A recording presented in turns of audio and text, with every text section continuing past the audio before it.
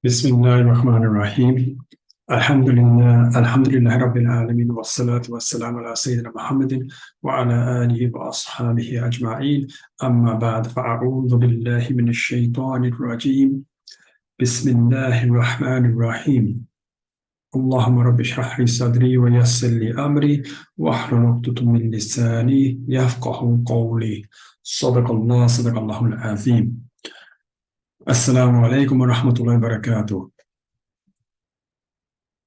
Today's session is ayah number 93 of Surah Baqarah. أعوذ بالله من الشيطان الرجيم. بسم الله الرحمن الرحيم. وإذ أخذنا ميثاقكم ورفعنا فوقكم الطور خذوا ما آتيناكم بقوة واسمعوا قالوا سمعنا وعصينا وأشربوا في قلوبهم من إجل بكفرهم قل بئس ما يأمركم به إيمانكم إن كنتم مؤمنين صدق الله العظيم. Allah subhanahu wa ta'ala says in this ayah, and recall or remember when we took your covenant and raised over you the mount, saying, take what we have given you with determination and listen.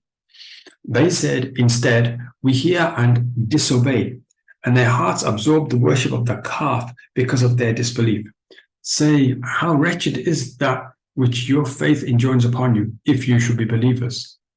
So this is an event which Allah subhanahu wa ta'ala reminds me of, which we've discussed a couple of times, but we've not looked at this aspect. We know that Allah subhanahu wa ta'ala took a covenant from the Bani Israeel, and this is similar to the covenant that Allah subhanahu wa ta'ala took from all of us as mankind at the beginning, before the souls started to come down to this world. That, am I not your Lord? And mankind responded saying, indeed, you are. Then there's another covenant that Allah subhanahu wa ta'ala takes, but this is now with the Bani Israeel, because Bani Israeel were known at their time to be the chosen people of Allah subhanahu wa ta'ala. They were the believers on the earth. They had a multitude of the Anbiya alayhi salam sent to them exclusively. And so they had this honor and privilege that Allah subhanahu wa ta'ala takes a second oath with them. So it's kind of like more special. But in that instance, which we've talked about before, that Allah subhanahu wa ta'ala takes this oath a second time, there was this issue which we haven't discussed before, that Allah subhanahu wa ta'ala took the second oath, and the mountain was raised, Mount Tur was raised over their heads, and so there was the actual oath wasn't it was taken under these circumstances. So it's quite it brings a very different perspective to the way that they took that oath. So we'll discuss that inshallah. So in summary of this ayah, I want to bring up 4 or 5 points. Number one, this Mount Tur was raised above the people of Bani Israel in the desert. So there they are in the desert. And Allah subhanahu wa ta'ala takes this oath from them about worshipping Him alone. And while on the one hand, we can look at this as a privilege and an honor, which it is, but it seems that the people were not really deserving, or the circumstances were not exactly very gracious. The Mount Tur, where Musa went to get the commandments in earlier on, Allah subhanahu wa ta'ala makes the statement that this mount was raised above their heads. Now, in what sense? That's another discussion, and we can look into the scientific, geological, historical aspects of this and how this could have happened, just as we could do with all the other miracles of all the Anbiya alayhi salam for that matter. There is some way that we can understand it, inshallah. Ultimately, it's miraculous. It's not normal. And it is under the supervision and control of Allah subhanahu wa ta'ala, where various natural laws are broken. And only Allah subhanahu wa ta'ala has the power and the ability to do that, because He's the one who's created the entire universe and then given it its laws by which to abide on a normal basis. But at any time He wants to, He being the King of Kings, can issue an order, and just as a normal king can issue an order, and then he can contradict that order, or he can cancel that order and bring in another order. In the same sense, Allah subhanahu wa ta'ala could do that with the orders of the universe. So natural events that we know, he can make them change to a means or a manner we don't know, we don't recognize, and therefore we use the term miracle to describe that event. And of course, the birth of Isa is one, the virgin birth of Isa from Maryam radiallahu anha, the staff of Musa turning into a serpent, the waters parting for the Bani Israeel to go through, and so on and so on. So all of these of the Anbiya alayhi salam and even of the awliya, these are events that Allah subhanahu wa ta'ala has taken his commands and changed them and then put them back as normal from there on. And this is his prerogative, he can do that. So when Allah subhanahu wa ta'ala says the Mount Tur was raised above the people, this would have happened in its physical sense. It's not a dream, it's not a symbolic, it's because the statement is there clear in the Quran. So we know that a physical mountain mass was above their heads because the sun was blotted out, there was darkness, and so this was physical and real. And the entire mass of the people, which would have been thousands, so imagine the spread of them over the land, and then to completely blot the whole of that out from the sunlight would require something physical.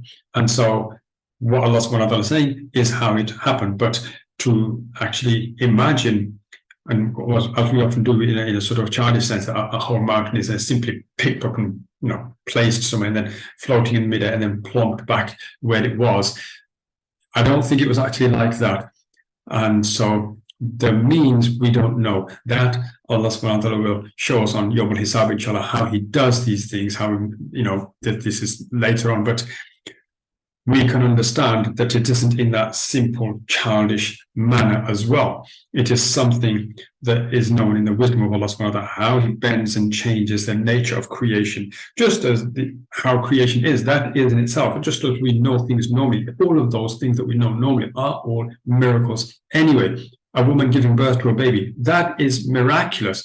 Although that is normal and we understand that and we've known that for every single birth, every single human being. So it's happened, something that's happened billions of times over. Nevertheless, it is a miracle each and every time. It is still a miracle that life is generated in this way. And so on with everything else that we have, our organs, our body functions, and so on.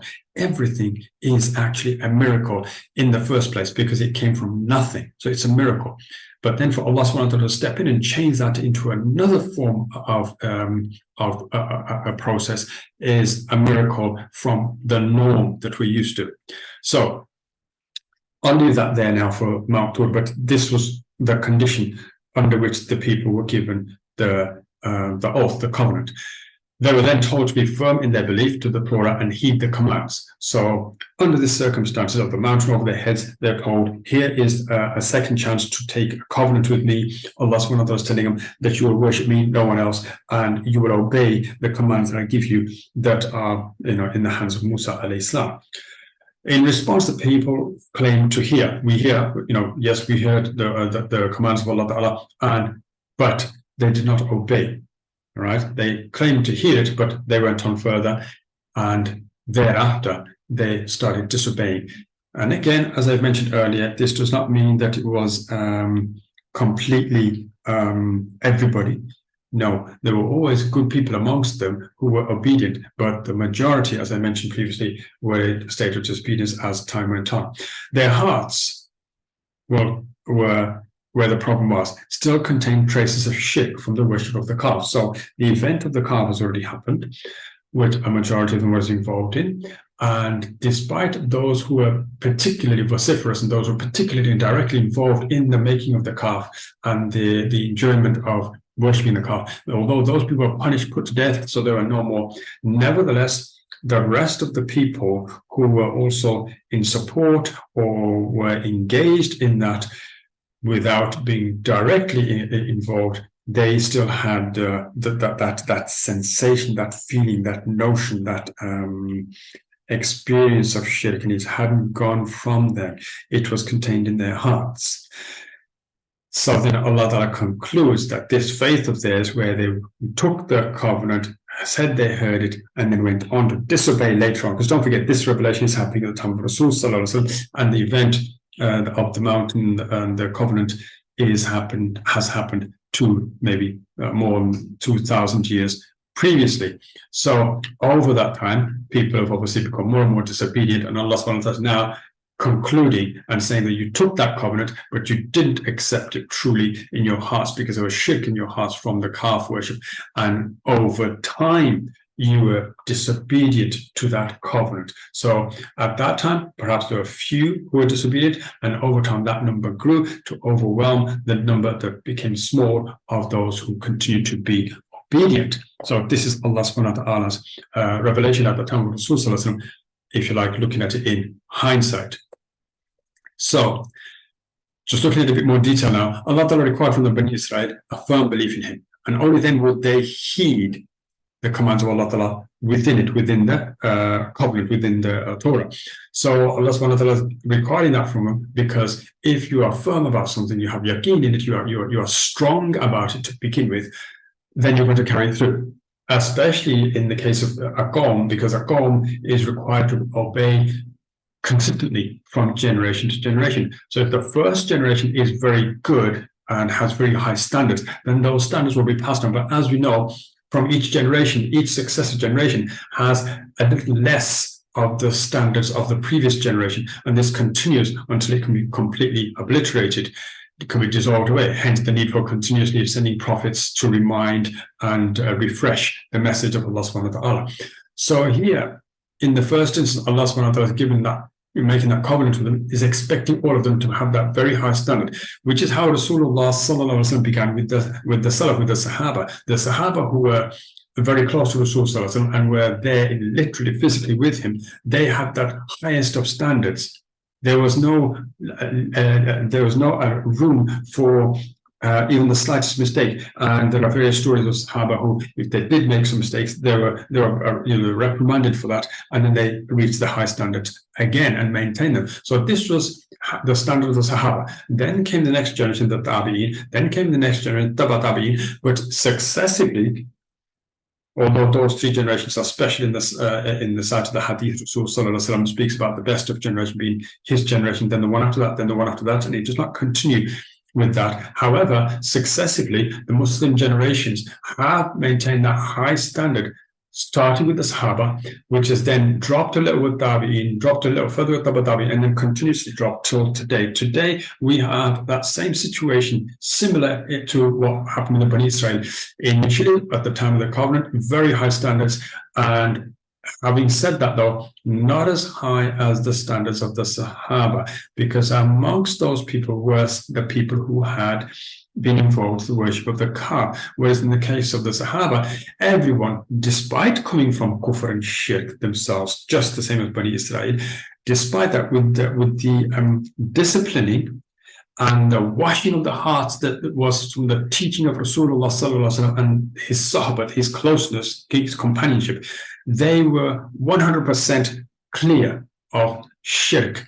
And so that's the standard of the Sahaba, which was a higher standard than the standard of the Qawm of Bani Israel in the desert. So Allah subhanahu wa ta'ala has pointed us saying that the seeds or the beginnings of your disobedience was there at that time, because there were many people who had been involved with the worship of the calf, and they were there at that time, and their hearts had absorbed the worship of the calf, and so they did not have that high standard. So Allah subhanahu wa ta'ala is talking about still that I required that high standard of you, all of you, and that standard will obviously successfully decrease. But if the beginnings has already got problems with it, then that problem is only going to magnify over time, and very quickly the entire Qawm is going to be enveloped in it, which is what happened in the example of the Bani Israel. However, at the time, because there were people who had this belief of the shirk of the worship of the calf, Allah subhanahu wa ta'ala has raised the Mount Tur over their heads. Why? To emphasize this, to emphasize that there are people amongst you who are not going to submit. So this was done as a scolding. Now, that scolding was important because, and it's actually a sign of mercy, I'll come to that later inshallah, but that scolding was important because through fear and threat, people often reform. and whatever problems or deficiencies they have can be removed. So Allah subhanahu wa ta'ala is doing this, and as a result of this, He's giving them the chance, all of them, those who were not guilty and those who were involved with the guilty and who were sort of halfway, as to whether they still sympathize with those people and may go on to commit shirk given the chance or not. Allah subhanahu wa ta'ala is taking all of them and using this circumstance of raising the mount over their heads to dispel any shirk or tendencies for it from their hearts. That's what was the idea. However, of course, Allah subhanahu wa ta'ala throughout history has never forced or made it binding that a person must believe, right? That's left to us ultimately, because of course there's Judgment Day. And so here the mount is raised, the action is taken because it is known that through force and through fear, people will dispel negative qualities. And so they were given that chance to do that. And as I said, this was actually an act of mercy and protection as that of an angry parent with a mischievous child. So we can understand that very easily. Parents get very angry with their children because of the child doing something which was incorrect, that might harm the child, that might be detrimental to the child's health. So the parent will scold the child. But that scolding is a mercy in an act of love from the parent to the child to ensure that through that fear, through that anger, through that display of anger, the child will then dispel any notions of mischievousness in future. Same principle here. Allah subhanahu wa ta'ala put that mountain over, as I explained, that therefore they would dispel any aspects of shirk. And this was a mercy for them, because obviously if you dispel aspects of shirk, you continue to live a life of tawheed, and a life of tawheed enters you into Jannah. So of course, this is an act of mercy. In response, the people, they cried out that they had heard the commands of Allah Ta'ala. But as I say, yet they went on to start becoming disobedient, and that grew with successive generations.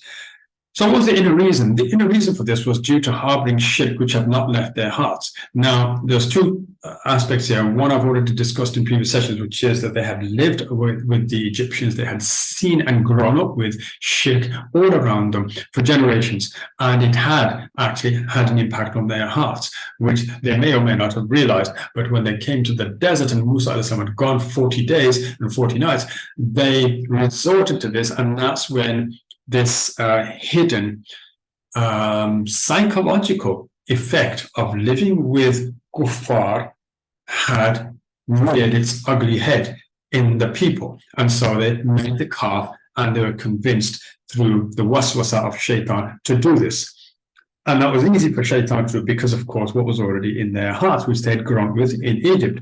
So this is the inner reason, that due to this, they were harboring that shirk, which have not left their hearts. Number one. Number two, now, because this ayah was after the worship of the calf, that Allah subhanahu wa ta'ala has revealed this, is that having worshipped the calf, having made the calf, having had that experience, it kind of reinforced their tendency towards shirk. So now it was like a double whammy. They had the situation in growing up in Egypt, and then they had the experience of actually doing it themselves, because this was different, because it was not like in Egypt. In Egypt, the Egyptians did, and the Bani Israeel, many from most of them participated in it, may have gone to functions that are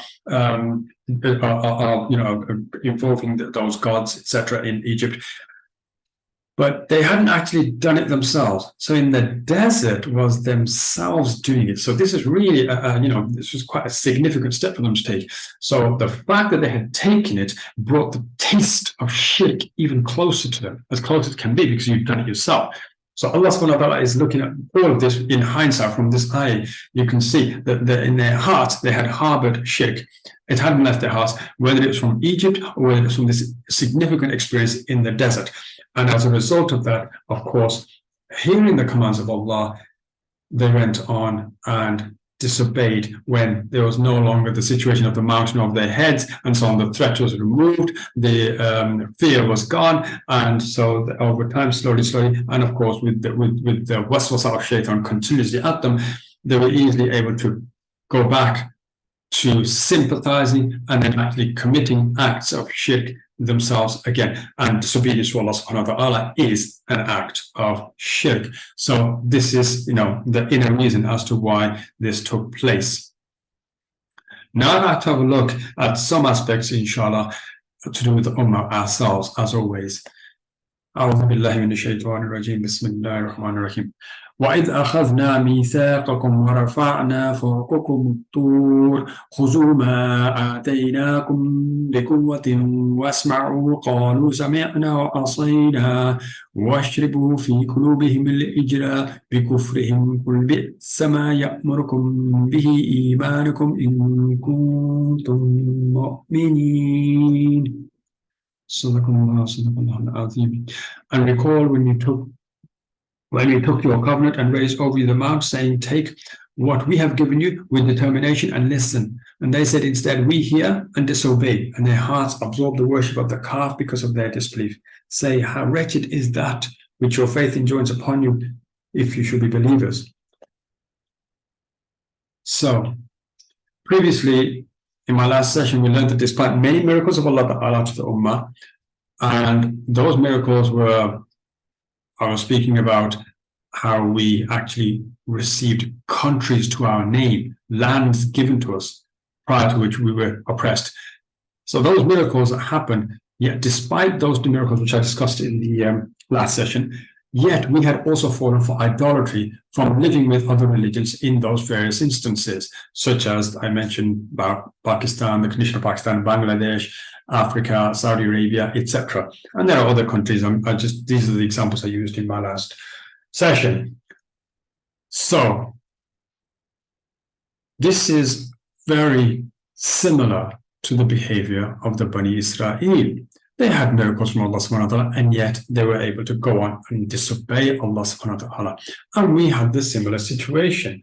We had the miracles of Allah subhanahu wa ta'ala in giving us land, giving us our own sovereignty for entire nations, for hundreds of thousands of people, to begin with, the millions today that are in Pakistan, Bangladesh, various countries in Africa, Morocco, Algeria, Nigeria, Libya, Lebanon, etc. And of course, Saudi Arabia itself and the Middle East. All the Arab lands that are there. We have these sovereign territories. Those are miracles from Allah subhanahu wa ta'ala given to us, blessings from Allah subhanahu wa ta'ala given to us. Now, why? Why is that situation, right? Why is this situation that we had disobeyed Allah subhanahu wa ta'ala? Well, this ayah states that the hearts had absorbed shirk.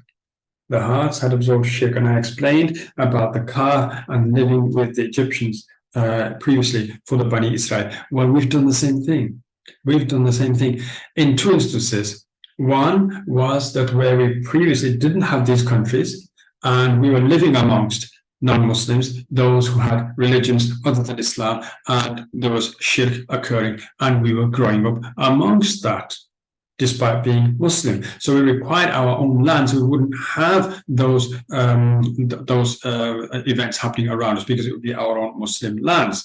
So we were given those Muslim lands. The blessing of Allah subhanahu wa ta'ala was with us, and we were given those lands. Yet, just like the covenant with Bani Israel, and then they go on to disobey, this was in a sense our covenant with Allah subhanahu wa ta'ala, that if you are believers, you will have your own land. And the believers, when they have their own land, when they're given sovereignty in the earth, they establish salah, they establish tawheed.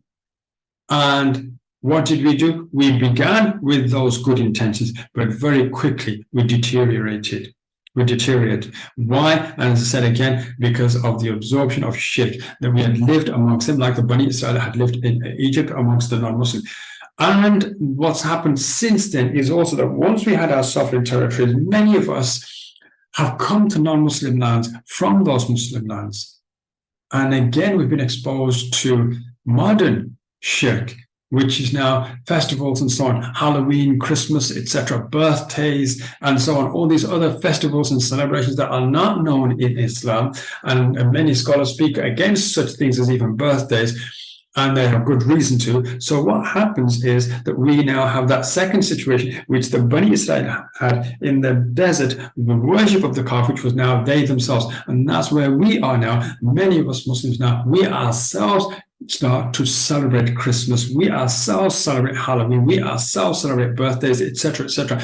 We ourselves are now doing these things. We are no longer observing the other doing it. We ourselves are doing it.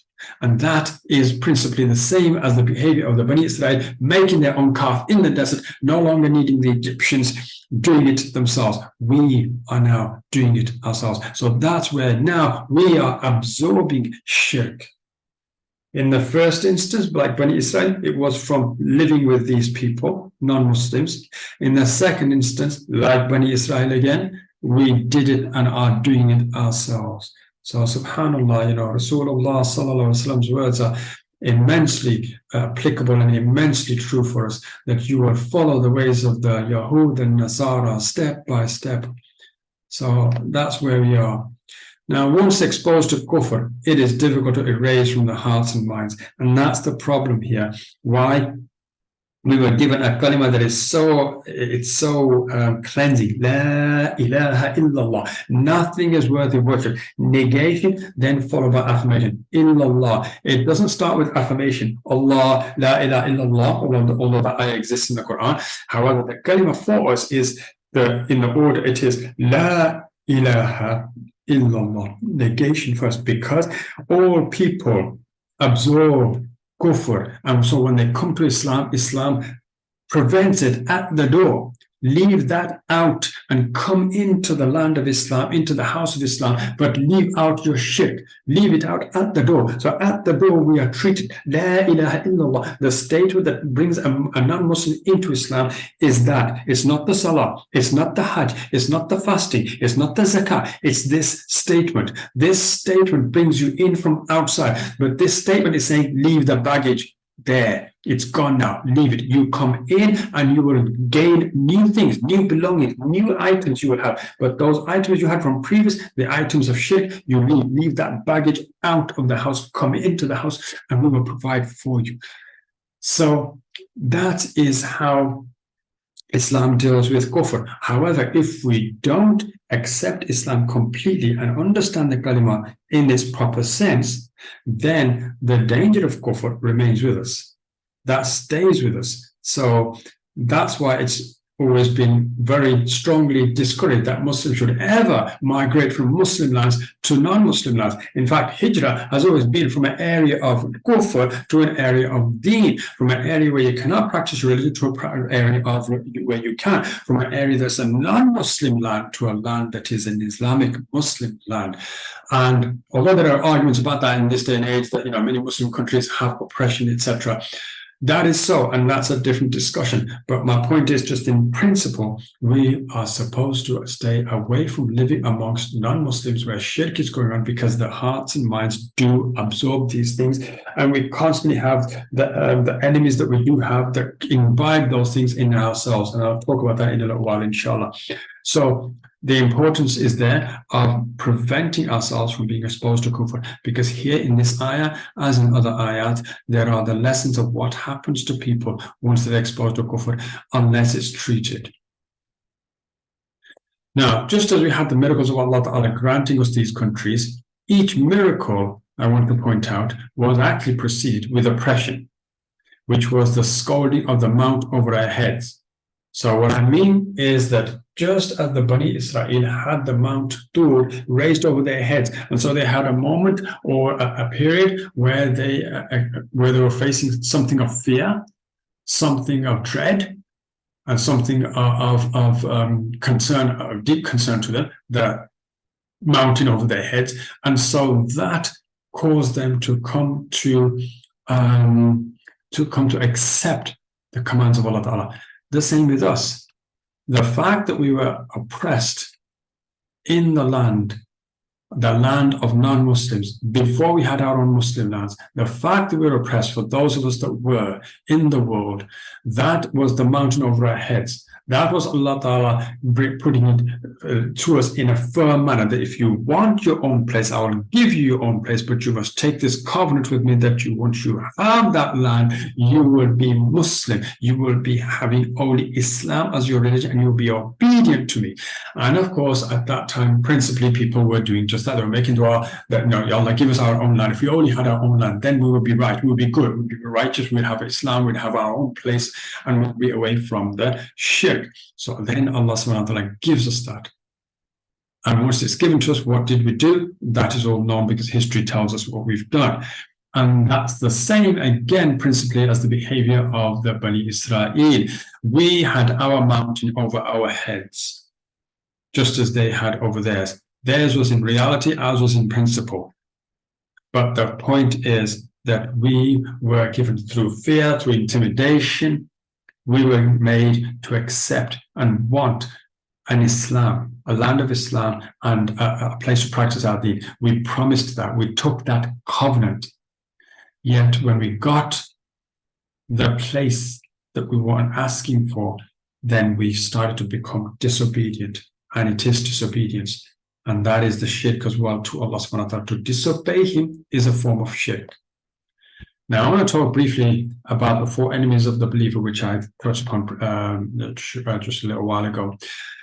And it's important to understand this because I've discussed it in other sessions, and I'm going to look at these things, inshallah, in time to come where there's more relevant ayat to do with it. But there are 4 enemies that many of the ulama and the scholars of the past have spoken of, and which the people of tazkiyah and people of spirituality, people of cleansing mention and they work on. And these 4 are very important for us to be aware of. Number 1 is shaitan. Shaitan, it is his duty, his desire to take away from Allah Ta'ala, to take us all away from Allah Ta'ala, to prevent us from worshipping Allah Subhanahu wa Ta'ala, to create a distance from between us and Allah Subhanahu wa Ta'ala, our Creator. That is his endeavor with mankind. Then is the nafs. The nafs is what we have within us. All of us, each and every single one of us has the nafs within us. And the nafs, it wants comfort and status for itself. That's what the nafs wants. So whatever will give it comfort, whatever will give it status. Now, remember, if you want deen, you have to struggle, because this dunya is a land and place for struggle, because we are trying to work for Jannah, we're trying to earn Jannah. When you try to work or earn something, it requires effort, commitment, sacrifice, etc., pain and discomfort. And the nafs is averse to that. It wants comfort. It wants status. It wants to be live a life of luxury. And when it wants to do that, then it pushes against this need of the deen, of the believer's life, which is principally a life of struggle, because we are looking for comfort in Jannah, not in dunya. But the nafs tries to take us away from that and tries to find comfort in the dunya. And of course, many people succumb to that and become very nafsi. And so they find their comfort and they build their comforts in this dunya. Then there is the dunya itself. The dunya is the world around us, and it offers ease and comfort, which is what the nafs wants. So the nafs desires something, but it can't have it unless it's offered. And the way that is done is through the dunya, the environment. This dunya world offers ease and comfort. Buy this, buy that. This is half price. Buy now, get one free, etc.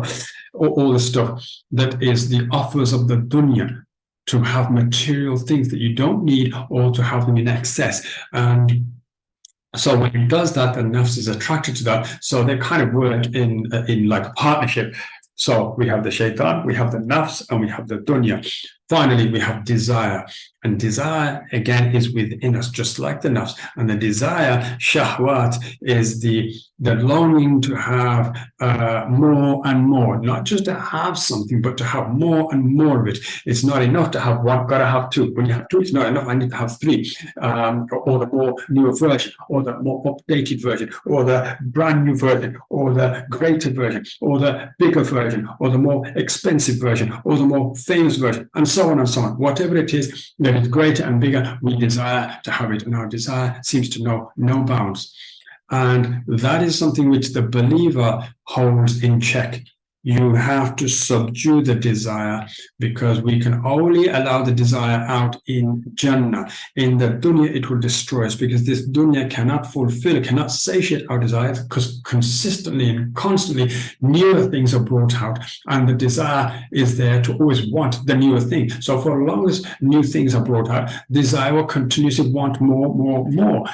And this is going to be an unending, uphill struggle, which destroys a person. And hence you have the example of many human beings through expenses and luxury, etc., their lives become empty. So this is not totally helpful either. So those are the four enemies of the believer: the shaitan, the nafs, the dunya, and the desire. And the ulama of the past have written about these and in different ways to how to subdue and control them. So I need to mention this because, inshallah, I want to conclude, and that's important that I mentioned something like this. At another time, inshallah, we can look at these things in more detail, because it's a lifetime struggle against these four. Everyone has these trials, but few control them. And those few are the ones who travel the path of tazkiyah from the Quran.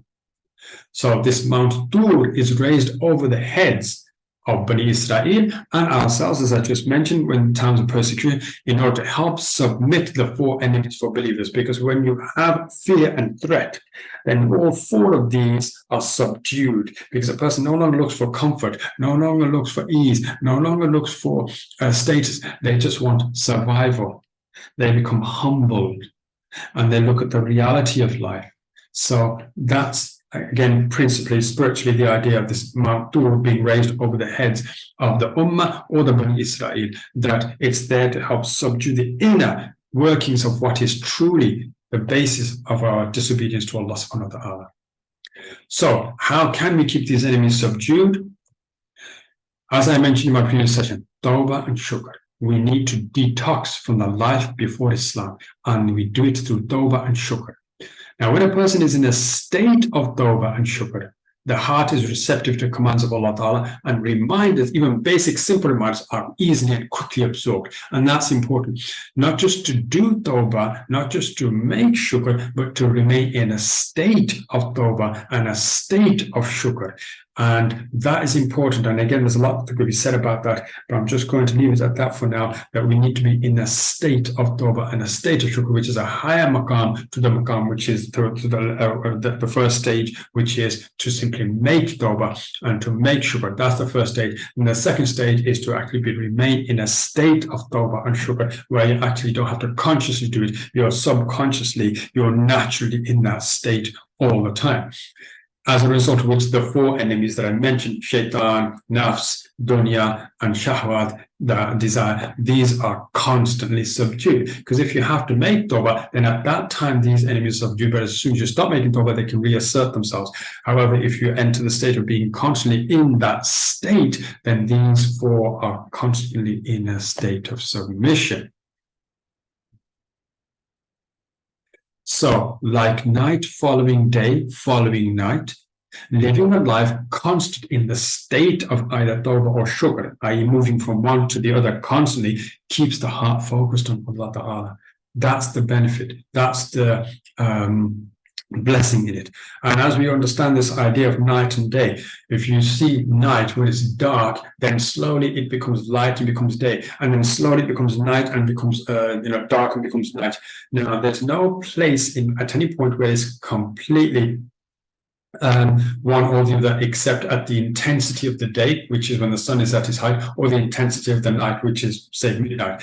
But when it actually changes from one to the other, it's not completely day, it's not completely night. So what I'm trying to say here is that the tawbah becomes shukr, the shukr becomes tawbah, the tawbah becomes shukr, just like night and day, i.e. there's no gap. There's no like night stops, there's a gap, and then the day begins. It's not like that. One merges into the other. So in the same sense, a person living with tawbah and shukr in these two states is such that as soon as he's finished his tawbah, he's becoming, or she is becoming, in a state of shukr. As soon as he or she has finished shukr, they start to become in a state of tawbah. So one exceeds the other, it just follows one into the other. So that allows you to remain constant, like day and night, following one another. You're constantly either thanking Allah or being asking for forgiveness, thanking Allah or being in a state of forgiveness. And as a result of that, your heart is focused. Your heart is focused, because there's not a moment or a gap where the heart is allowed to, if you like, chill out and break away from that. As a result of which, of course, these four enemies will immediately reassert themselves. Rather, the heart is in the state of one or the other, like night and day. And so these four enemies are starved out and so they don't have that emphasis upon you. That is the state of a believing man or a believing woman. A true spiritual person lives in this state where they are constantly, their heart is focused on Allah Ta'ala, either through tawbah or through shukr. They're either grateful for the wonders of Allah Ta'ala that they're constantly receiving, or they're constantly in a state of tawbah because of the realizing what they've done wrong, even in the small aspects. Because to a spiritual person, the smallest of things is a wrong, because they look at Allah before whom the wrong is being committed, rather than the size and state of the wrong in comparison to other wrongs or in comparison to other people. They don't look at those things. That's not their focus. Their focus is Allah, such that even the wrongs and rights they do is in terms of the being for whom it's being done. May Allah subhanahu wa ta'ala give us tawfiq to understand and benefit from this, inshallah. Subhanakallahumma wa bihamdika ashhadu an la ilaha illa anta astaghfiruka wa atubu ilayk.